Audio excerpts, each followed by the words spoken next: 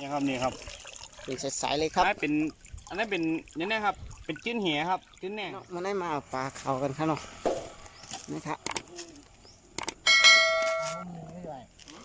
เอาปลาเขากันครับเนาะ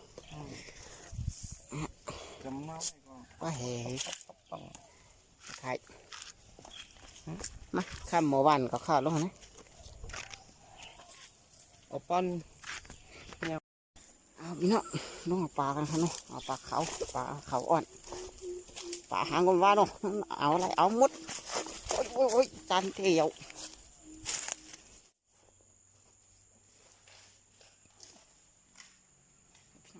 เอาปลาเขาเอาปลากัน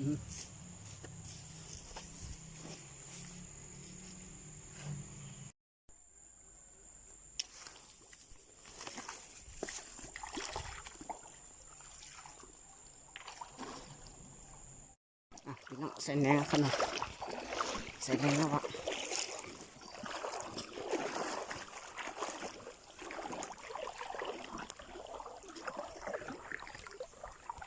ใส่แหน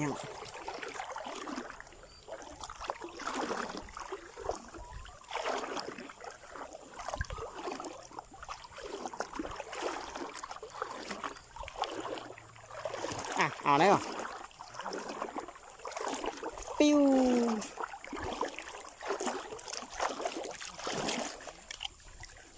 นี่ครับเสร็จแล้วครับ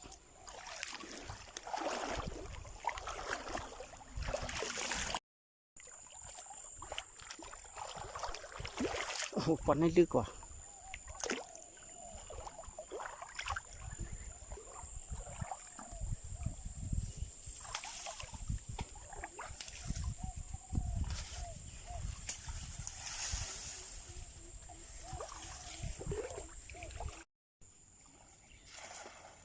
หวานแล้วครับหวานแล้วครับ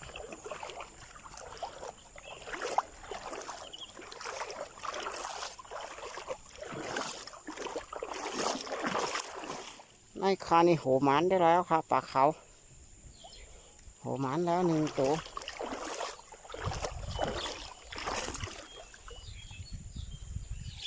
เดี๋ยว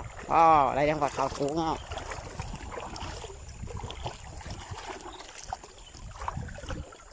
ต้องเหลือมองนี่นำไปน้ำเดี๋ยวนะตั้งหนูน่ะ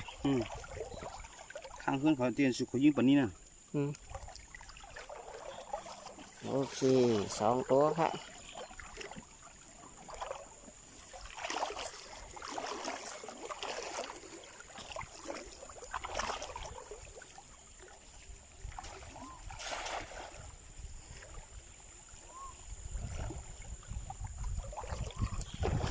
โอ้มาหินแง่มือหน่ะหม้อ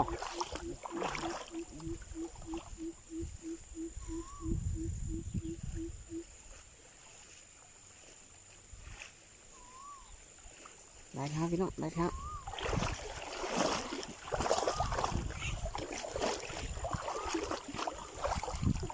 นะครับมันครับเนาะ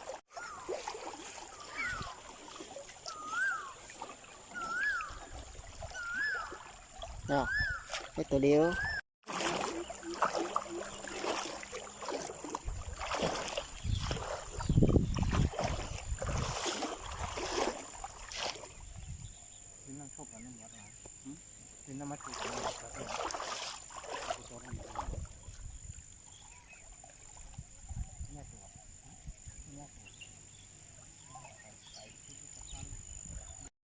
เมียวไม่มีเลย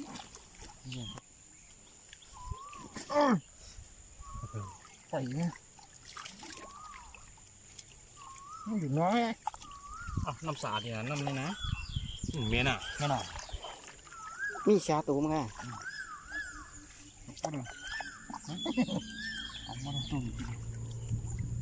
ดีกว่าปลาอันเตียนเอานั่นนู่นไม่แน่ปลาโคตรน้อยปลาได้กลางน้ำเมียน่ะหน่อยมีนึงอะไรกันเมียนี่ใช่น่ะข้าวหางปลาอยู่จำยานี่วันเดียวให้เลย3 ตัวนะเลย3 ตัวเล็กลากน้ำปิ้งเลยปิ้งเลยปลาโคตรเต้าแขนนี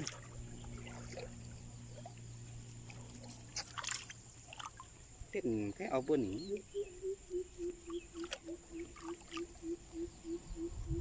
ทำอยู่มาเอาแต้มก็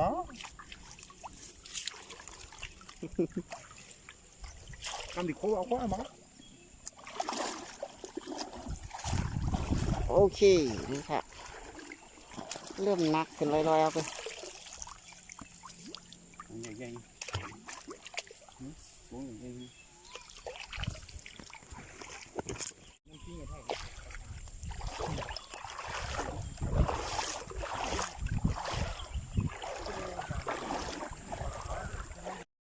ยาวเขียน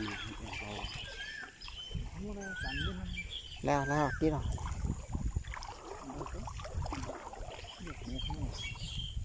ไปอยู่นี่ครับ ไม่ไกลย่ำลงนั่นเลยตั้งใจมากๆเดี๋ยวมันลงอย่างนี้ว่าเอาปลาน้อยกันนั่นกับก้าววันไหน แล้วก็จะขึ้นไปเนี่ยมาตึกเลยเหรอ แล้วมันลงมาอย่างนี้ ก็หวานเฮียขึ้นกันเลยปลาช่วยรู้นั่นนี่ที่คือปลาช่วยมั้งเนี่ยกูมังกรตัว มันไม่รู้ไม่มีหรอกอุปกรณ์เอามันจริง มีก็กุ้งตัวเต้าเขียนอะไรมีก็ให้ดีได้รู้บนเอาไตไก่ตัวขึ้นหวานได้นำไปนะ ขึ้นขึ้นนะน้ำช้ำนะน้ำช้ำเนาะ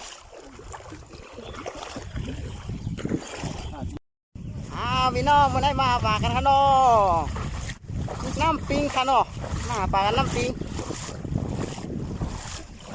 นี่ค่ะนี่ก้นหวานแห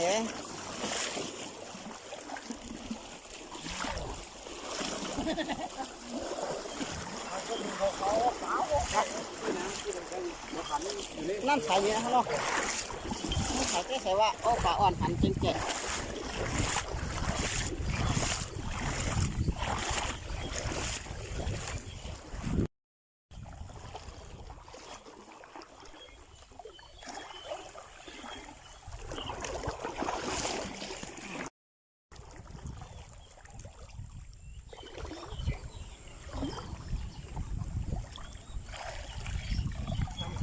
มองอะไรน้ำนาเดียนเนาะหัวมอหัวอะไรมาว่ามันขึ้นผ่านนะบ่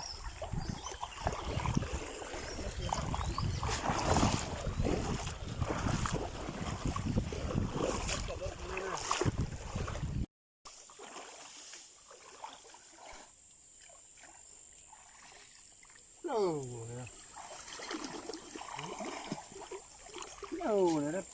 เดียนที่อย่างเดียว นั่นอะไรปลาเขาอ่ะ อะไรตัววะของตัวกันไหน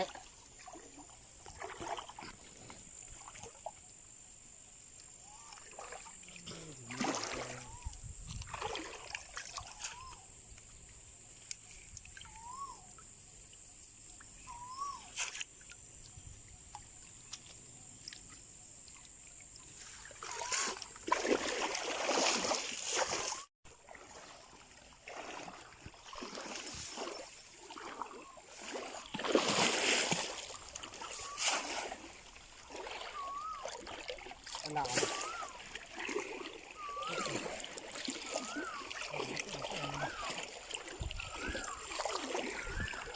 ถึงเวลามาใจแนงครับพี่น้องใจแนงใจแนง น้องรู้เตี้ยวะ ใหญ่นั่นปลานิ่มฮะนั่นน่ะปลานิ่มเอามั่งเลย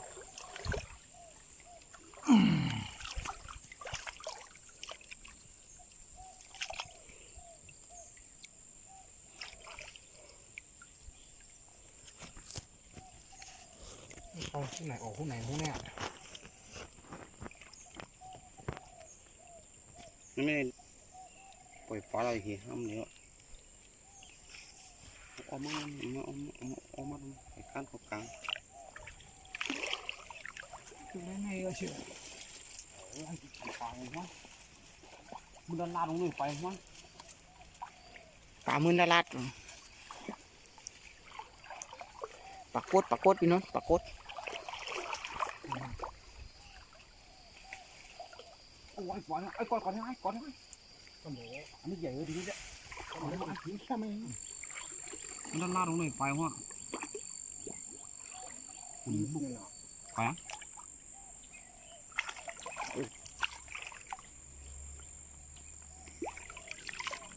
ผู้เลี้ยงขยันเลย เนี่ยอันบนเนี่ยแมนเนาะ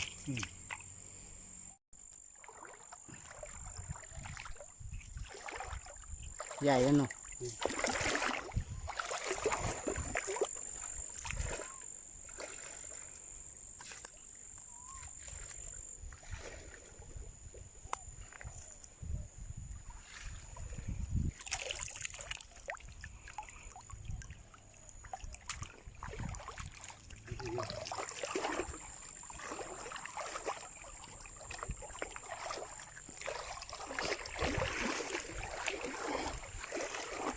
นี่เอาปลาโต๊ะก่อนนี่ก่อน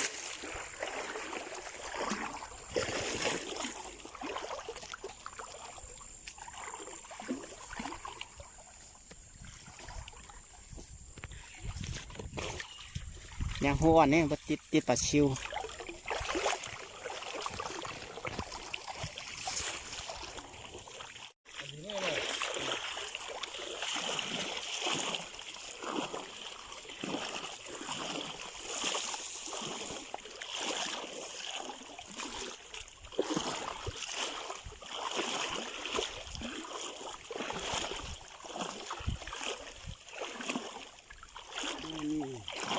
ก็เลยมันก็เห็นปลาตุ้ม ที่รูเบื่อใช่ไหมกองลูกเนาะที่รูกองลูกเนาะไตก็ติดตั้งเหนือก็ติดน่ะกันก็ติดปลาอ่อน น้ำอาเจ้า ปลาชิวอ่อนปลาติด น้ำขา ปลาติดกันเนาะ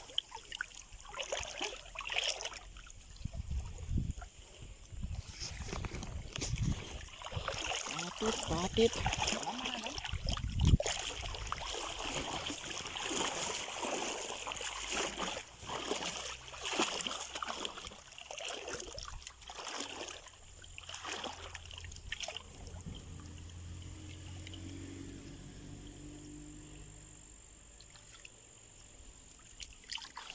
ไปข้างหน้าก่อนนะ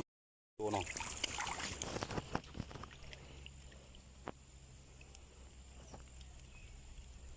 ไปเหยียบเพี้ยนี่เหยียบทั้งหลังฟ้า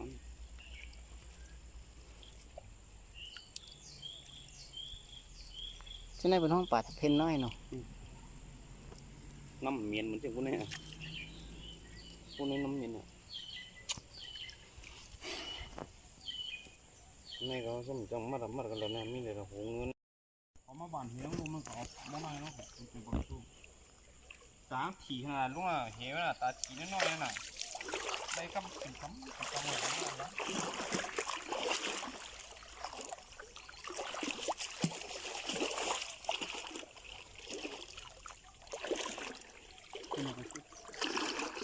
ตั้งหนาวมันก็ต้ม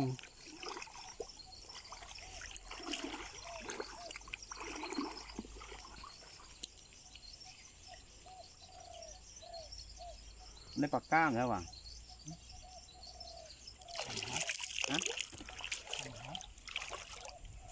มันหาวเหรอมา ถุงแดงอาปังเยอะนะ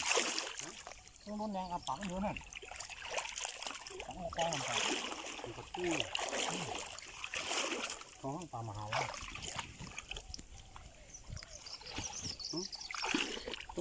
ที่เป็นกู้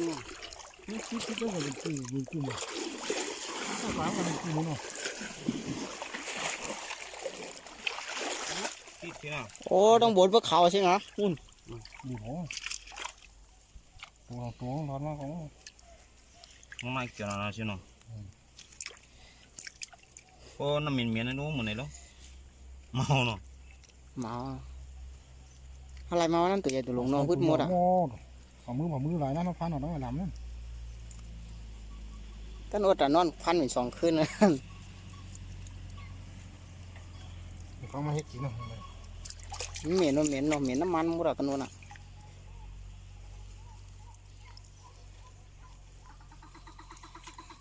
ก็กินเขากำเดียวมาลิ้นจีนเดียวอ่ะ นี่ไปไป เขา ปลาปอก ปลาแต้บแก้มบ้วนสังกลุ่มกัดแอวกันในลูกนอน ปลาเขา ปลาแก้วสังเมืองสำกัดจอง ปลาเขาใบยาปลาเขากันไม่ย้อน ว้าว ก็คือไว้เต้นไง มันใสๆนะ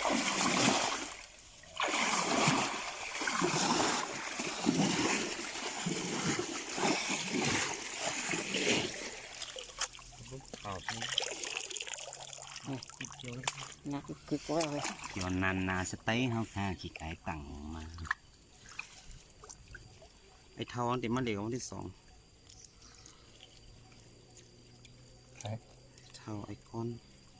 ไอ้เงี้ยเขาจ้าอะไรเพชรกันไปคนพี่น้องเขาเดียวกันพี่น้องเขาเขาลูกกรุงเทพมาเขามาอยู่ข้างในเขาจะไม่แบบวันที่2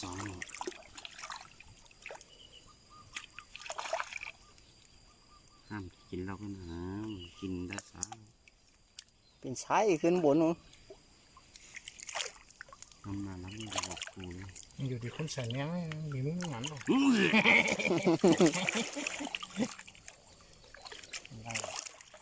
อาจารย์มัดไข่หลังนี่มันก็หัว อาจารย์วิทย์เขาขึ้นแรง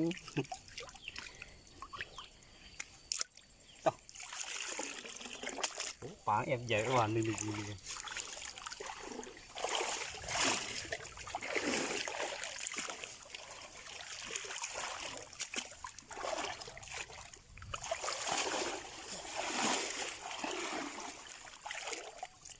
โอ้ใช้ไปใช้อ่ะ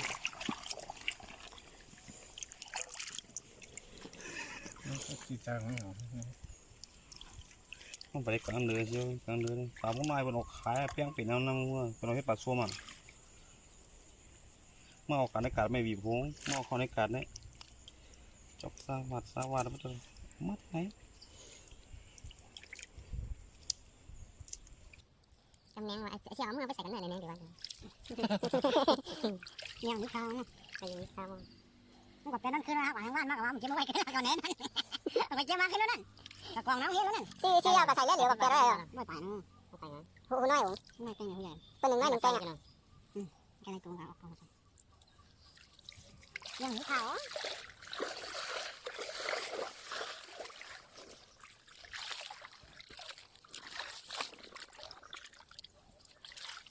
หากินใหญ่เลยหากินอาจารย์กันก็อาจารย์นักหนานั่นน้ำกับติดชั้นบนให้ได้ต้องได้กำลังนะได้ฮันพี่ก็ว่าไม่กินได้พี่ก็ว่าอย่าไปอย่าไปครับโอ้ยห้าตีกัน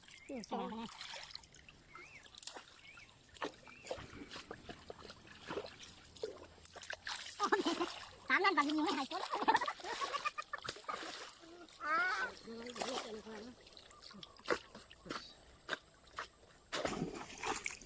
เราพูดอะไรอย่างนี้เนาะหมดแล้ว โอเคหมดเรียบร้อยมาใส่เอามาติดน้ำเดียว นี่มุ่ย ปลามันใครออกเงี้ยหูนี่ฮือปลาตัวใหญ่ให้ปลาเขาอะ กุ้งเหลืองปลาใหญ่มีกุ้งเหลืองไป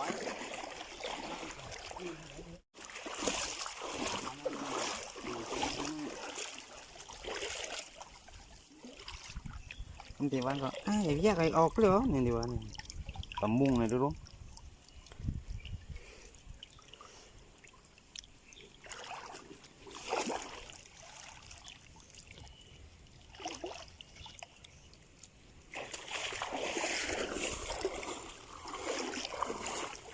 นั่นต่างนั่นติดอะ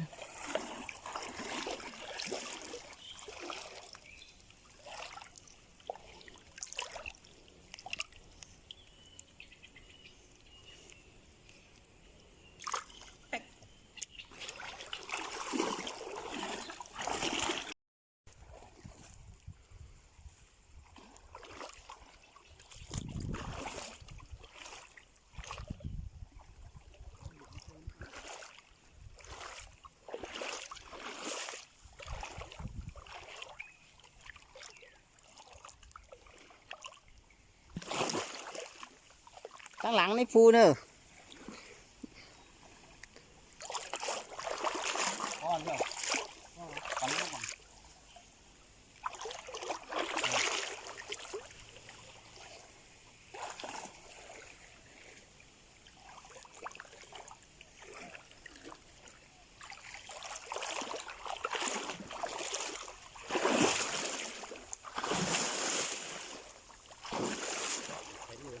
ใส่ไว้ก่อนกำลังออกแล้ว โอ้ยได้2 โลพี่น้อง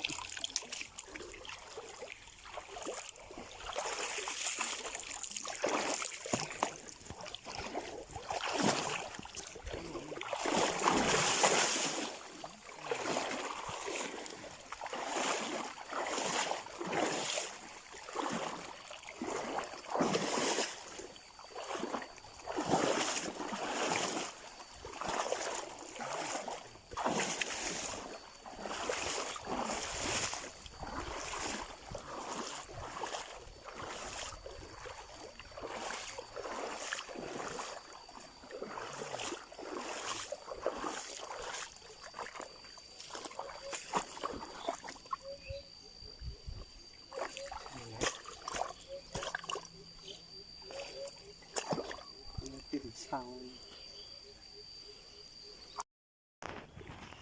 ใส่ถังตึงนะพี่น้องเนาะ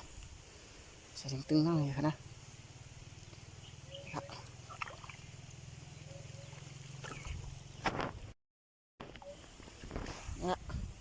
รู้แล้วเว้ยกล้วยนั่นแหละ ปลาด้วยแล้วครับพี่น้องปลาด้วยครับเนาะไปปลา ไปวะ ปลาเขาใหญ่เหมือนกันมาเรียนขึ้นน้ำแน่พี่น้อง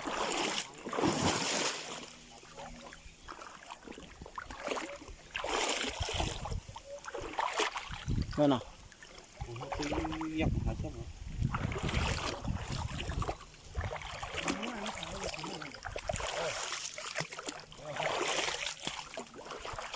เห็นหน้าเนี่ยตัวยาวโยกยาว ตัวเหเขาในกลางสายไว้ค่ะเนาะกำมาใจครับ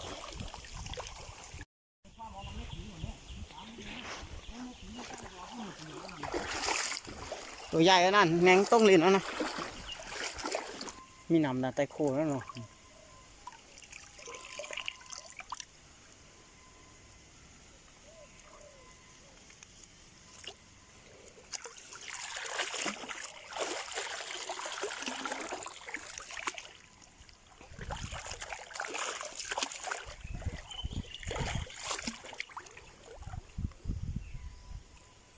ใจหมอจำพรคนไหนดึกไหน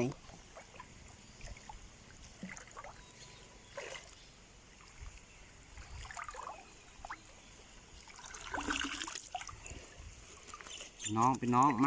าชอบปูชอบปะกันครับ มาเลยครับ ใครอยากซอบปูซอบปลา มาวันนี้เป็นบรรยากาศมาวันนี้ครับวันนี้พักผ่อนชอบปูชอบปลามาติดปิ่นเปิ้นติดปิ่นพุงกดติดตามกดไลค์กดแชร์ให้หน่อยนะครับ อยากกินปลาก็มาแอวหาพี่น้องมีริมนี่เนอะ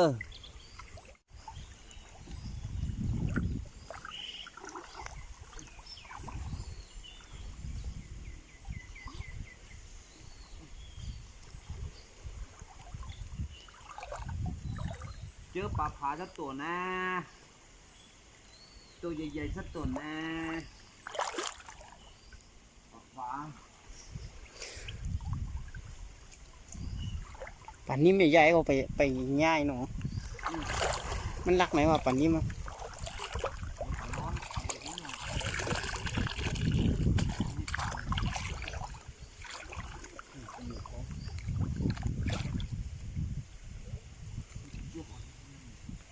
อันนี้นะครับอันนี้ปลาโคตรนะครับ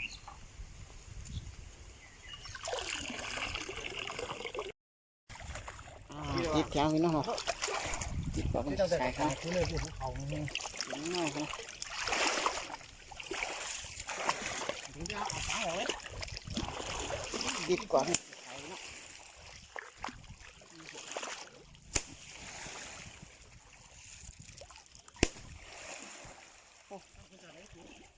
ได้ก็ได้ขอได้เลย โอเคได้ไม่เหี้ยเลย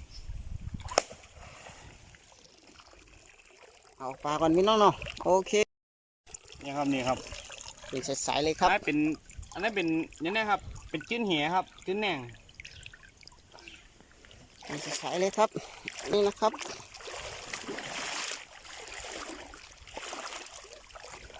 คุณไปเกี่ยวของมึง อะไรเต็มท้องหมด เอาแทงดินเลยตั้งบนเป็นตึงสุดท้ายอะเนาะ เต็มท้องอ่ะ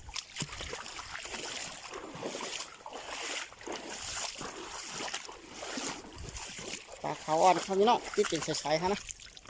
นี่ครับ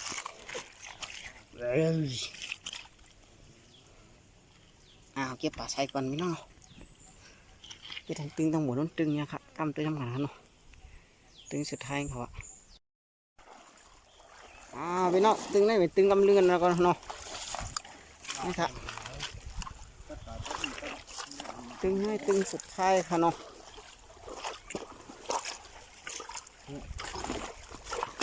ปลาเขาอ่อนเลยพี่น้องต้งใช่ไหม ยาวชิ้นดำด้วยตาคุณ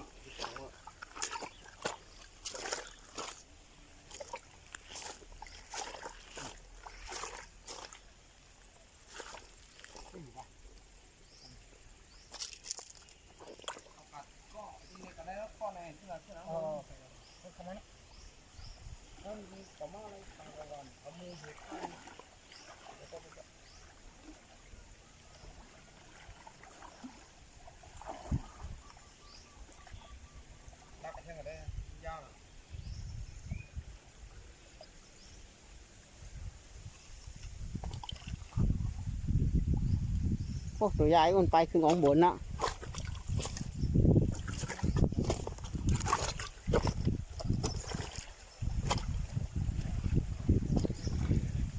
น่าโอ้น่าตัวใหญ่เล่นต้องมาเจมาหินนะ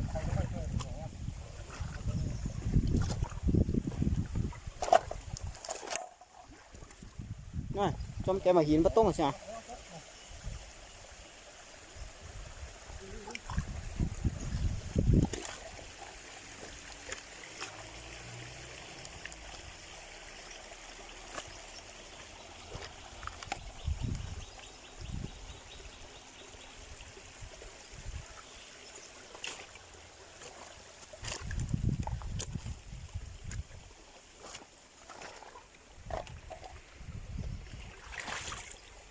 มึงหย่อมหย่อมมาแต่มึงหย่อม ในห้องใหญ่มันมาโอ้ตีเราตีบนเขาใช่ไหมปลา อยู่หน้าหน้า ปลาซุปกวางเขานี่น่าตัวใหญ่เนี่ยชื่อเขาเรือวะเนี่ย จำกระฉันไม่เอาหมดนี่ฮะน่ะ โอ้ปลาอ่อนอะไรพี่เนี่ยตัวใหญ่เหรอ ใหญ่กว่าหาม หาไม่มาฮะ นี่เรียนนะ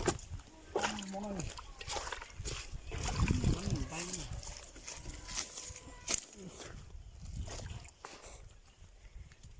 กดแบบพี่น้องพี่น้องเนาะตึงกำดึนค่ะเนาะเอาปลาค่ะเนาะติดอยู่ค่ะเต็มก้มปอติดน้ำก็คือนี่ค่ะติดอยู่ค่ะเนาะปลาเขา น้อ เนาะ งดูมาปลาโมนอย่างนี้นะ พี่น้องค่ะเก็บแหนงกันนะครับเนาะก็แล้วค่ะเก็บแหนงกันนะกำมือตัวป่าที่เขื่อนค่ะเนาะนี่ค่ะน่ะไหนท่านไหนค่ะ เก็บไปดูดูน้อง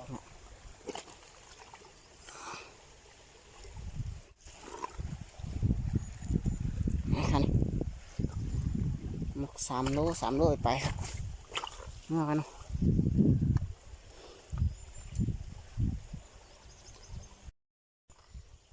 พอพี่น้องเขาเจอตัววิดีโอที่ไหนใจกดติดตามกดแชร์กดไลค์บันค่ะนะพอดีเฮ็ดออกวันติ๊กๆค่ะเนาะหมายสงค่ะ